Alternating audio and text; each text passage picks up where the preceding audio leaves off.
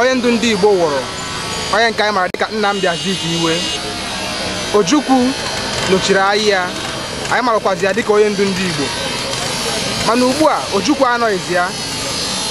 Ọbịa kpatara anyị ji wee bịa n'obodo Ugwu Ajị ka anyị jụọ ha ka anyị mata onye ha che na ọbịa bụ onye ndu ndị Igbo ugbu a. Ngwanụ sonyenụ m ka anyị jee matazi onye bụ onye ndu ndị Igbo, ka anyị matazi na ihe ndị Igbo anyị na-ekwuzi tata.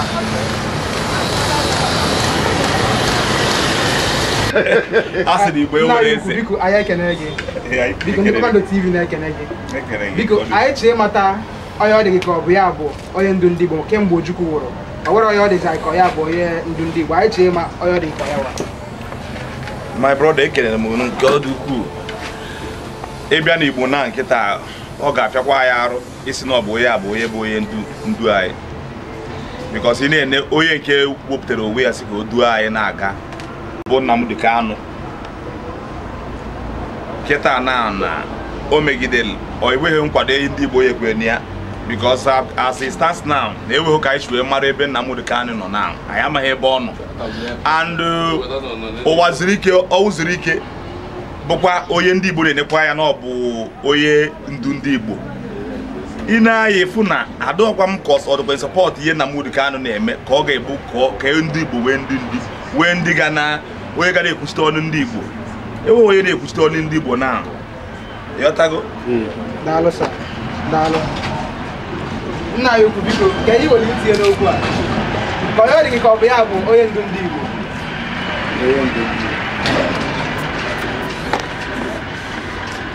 Ihe mere bụ na ndị Igbo as a tribe or race, problem anyị na-enwewe right from origin, indiscipline, and anyị bịara iwe that indiscipline na abịazie wee a kind of segregation among the Igbos. Abịa ihe dịka ka ewegodiri ya n'Enugwu anya ewe ihe ndị bekee na-akpọ caste, ọ akpọ ya ihe n'Igbo osu. Ihe ahụ dati na-eme ndị Igbo ọ dịka anyị na-eluze our focus. Anyị nọrọzie in a state of anarchy. Ewughị onye na-respect ibe, ewughị onye na-akwanyere onye ahụ ewepụta because of that caste. Ịbịa onye asị ha onye nwa ga-abịa bụkwara ihe anụwa. Likewise abịakwa na nke ndị Enugu steeti asị onye Igbo kaki onye Ijeke ebe ga-abịakwa chiwa anyị. Ịgakwa na Abia steeti asị ha ndị Ogbo na ndị Abụ na ha ga-ebukwe mmadụ. Several segregation ahụ bịazi mee anyị dozie lose our focus. Anyway, as a matter of fact, ma ihe ọbụla total ewe ya culture bụ totality ways of people's life. Then ihe ahụ mewegoro right from origin emechigodi ka ga-afụkwa even among ndị ahụ efiri na ha Ghana outside travel ọ gaghị dịka obodo oyibo weche misie with several culture like weteche some civilized life, mana ha bịakwa duto n'ihe ha dị na their blood system. Ha bịakwa ha ebidokwe na-eme execute such abnormality. A na-emekwu ya ọ na-ara ahụ ihichapụ. But I pray, just like my brother mentioned, Kanu, the way I'm seeing him, He wanted to salvage the ugly situation staring at Igbo's race in particular. Because Nigeria before an ekubu marginalization, political marginalization, ilekwa yehu ndị Igbo na-agbatabu second like mgba Alex Ekwueme bụ vice president emegidekwe oge during Zig's era as a governor general. Mana kita that political marginalization abiana manifesto in the sense that na ayi wa abuozidu ayi agbata ozidu even for the class. So the thing amakwa m ka a ga-esi wee meti ya. So no check to me him who go to neighbor that young man no that Kanu Nnamdi Kanu as him as a political animal because I studied politics. Okay. In politics, everybody always goes to where his bread should be buttered. Yes. To me, Inaya the majority of Igbo people are supporting that man. But scanty few people, the bourgeois class, Ndanabu, Hawete, or they have can do cause on in Jesse war. Some political elite or economic elite. In short, the economic elite. Bondo newe ikiwe, a kind of that cannot fraternize. Newe ike ikuchite just political stomach. Stomach infrastructure. Yes. Also, say baby concentrate. Irrespective of their brothers, unlike other tribes like Hausa people. Hausa people have a kind of that monarchical system of government. And Dona Baru, like now, even the prevailing circumstances is telling on us. Nah, Atiku. By all means, to make sure that at the end, if you have in a caucus meeting, my friend sit down, Atiku Pamposo and the other person. No, I am not big. Yeah, they will go here and can be attacked.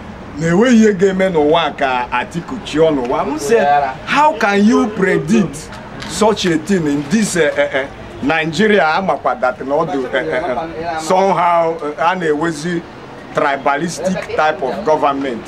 You know, such a thing. Well, to me, I am not God to say that na Atiku Agaj, but the way I'm seeing the prevailing circumstances is telling on us that we shouldn't allow people to continue deceiving us. Yes, let us converge and come to conception to have one that's affinity. You gotta go borrow one, so that the enemy will not see any chance to desovereignize Igbo again.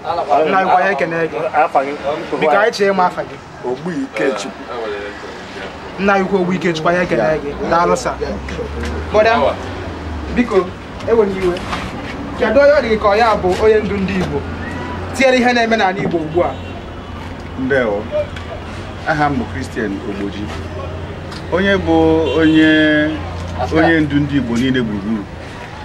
Ile Dr. Nnamdi Azikiwe bụ onye ndu ndị Igbo niile kwadoro.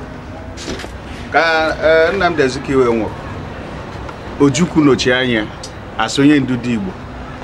Onye ndu ndị Igbo n'oge nke anyị bịara ịzọpụta ndị Igbo bụ Nnamdi Kanu. Ada agbaghị agba nwe ya na ya na-azụ ya. Ile anya ịhụ na Nnamdi Kanu bụ onye ndị Nigerian gọọmenti na ọtụtụ ndị ọzọ nọ Nigeria gburugburu ji ego nwale ya ka o mechie ọrụ maka ndị Igbo. Ma ndị niile chigoro ọchịchị na Nigeria ma ndị senators ma ministers dị iche iche ha nwere ọnwa n'ego oge ọchịchị Obasanjo Ụwazulike pụtara si ya bụ onye ndu ndị Igbo mana ha ga-eji ego mee ata kpuchi ọnụ buru ego bunye ọnaba mana Nnamdi Kanu bụ Chineke zitere ya ka ọ bịa zọpụta ndị Igbo n'agbanyeghị ọtụtụ ihe ngosi gosiri na ndị Igbo sọpụtara Nnamdi Kanu gbara n'anwụ ọ bụrụ ihe zoro ezo ile anya n'ebe niile Nnamdi Kanu na-eje na-agwa ndị Igbo ka ha hapụ ọchịchị Naijiria na ọchịchị ndị ọcha si n'ọsọsọ ndị British kwadoro na ndị Hausa bụ ndị ga-abụ ndị ndu dịka prezidenti na onwere ihe ga-emeleta ka ndị Igbo bụrụ prezidenti and kemgbe ahụ onye isi ala Igbo bụ Nnamdi Azikiwe nwụrụ ndị Hausa ndị ọcha nyere ike na ọha maka na-achị ndị Igbo enwezikwa ike ịpụta ọzọ zọọ ọchịchị n'agbanyeghị ụtọ ọbụla ọ dị na onwe ka ha win prezidenti enyeghị ike na ọha maka abụrịrị prezidenti Naijiria and ile anya n'akụ nke anyị fụ na ya bụrụ Hausa onweghị ejikọ anyị na ndị Hausa ile anya na ekike ha na-eke na eke anyị nwa na-eke abụrụ ofu ile anya na nri ha na-eri na nri anyị nwa na-eri abụrụ ofu ile anya na akparamagwa ha ka ha si atụle ihe ka ha si aghọta ihe na nke anyị na ha bụrụ ofu ile anya ka ha si egbu mmadụ ndị Igbo adịghị egbu mmadụ ile anya obere ihe gị na onye Hausa ga-emekọ obere ihe na-enwere isi egburu onye Igbo maka gịnị maka na ọ tụtụrụ akwụkwọ fụnala ọ mahụ na akwụkwọ Koran wee fiche ike n'ebe ọ na-eje toilet eji maka egburisie ya lee n'ọnọdụ taa ihe ndị anyị na-egosiri na onwere ebe anyị na ndị ya bụ ofu onwe ihe ga-eme ka anyị na ha wee bụrụ ofu kọntrị anyị na asụmọchasị na Chineke mbere ebe ọ bụ na ha zoro Nnamdi Kanu Chineke ga-ejikwa aka zọpụtakwa ya wepụta ya n'ebe ahụ ha dewere ka ọ bịakwa zụtakwa ihe ahụ Chineke si abịa arụ onwe ada agbaghị agba Nnamdi Kanu bụ onye isi ala Igbo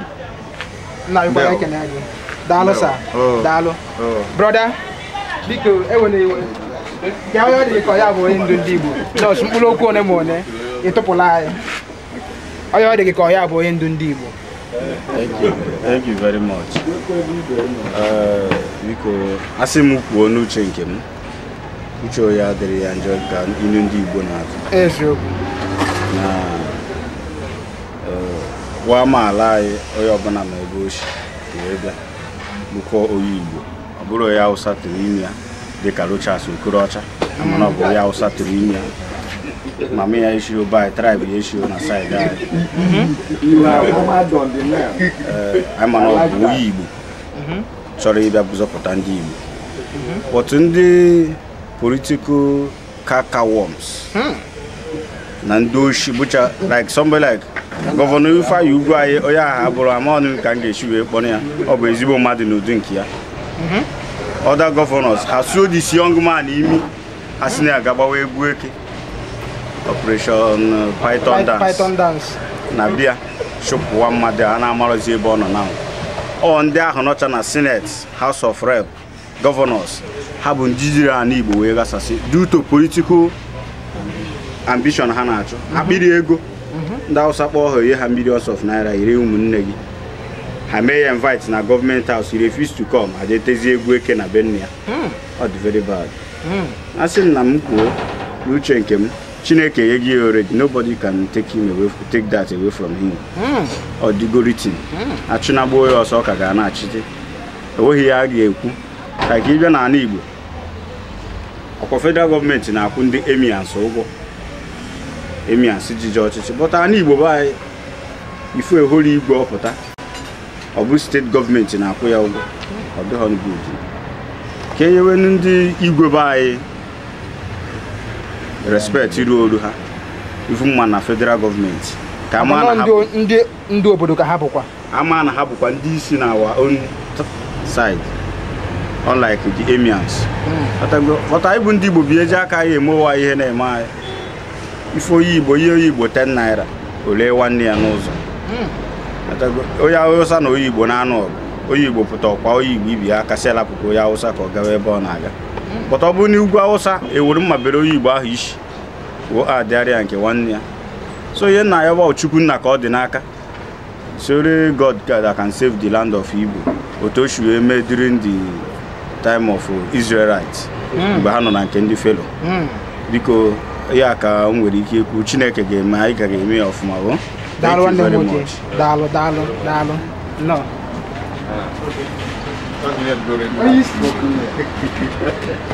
Biko ndị Kpakpando TV na-ekene gị. Biko anyị chọrọ ịmata afa gị. Afa m bụ Ụzọ. Chief Ụzọ. Chief anyị ekene gị. Biko dịka ihe si ada ugbu a n'ala Igbo, anyị ewerọzie ụfọdụ si na ya ewerọzie onye ndu. Ya mere ndị Kpakpando TV ji were sị ka ha gagharịa ka ha mata kene ebumnobi ndị mmadụ, ihe ha che ya na onye ọ dị ha ka ọ bịa bụ onye ndu ndị Igbo. Biko kedu ebumnobi gị banyere ihe ndị a? Ekene m unu ọzọ.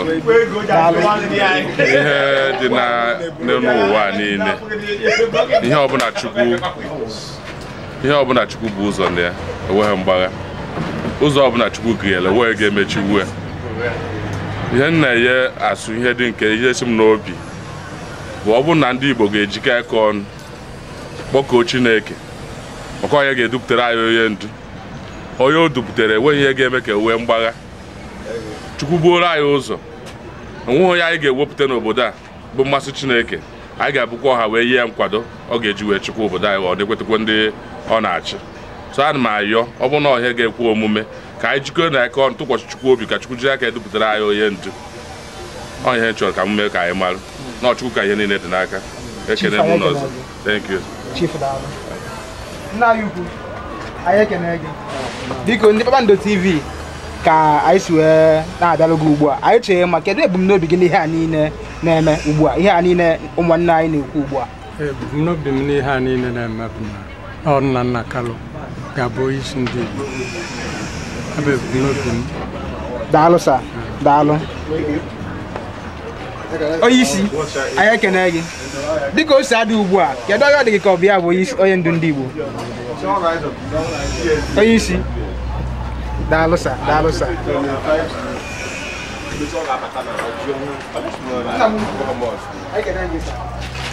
Dịka afa m bụ Tobechukwu, anyị si na Kpakpando TV. Dịka ihe si ada ugbu a n'obodo anyị, ụfọdụ na-asị na ndị Igbo ewerọzie onye ndu. Ya mere anyị ji wee bịa sị ka anyị marụ ebumnobi ndị mmadụ banyere ihe bụ ihe a na-ekwu. Kedu gịnị ebumnobi gị? Ndị Igbo ewere onye ndu, kedu onye dị ka ọ bụ ya bụ onye ndu ndị Igbo?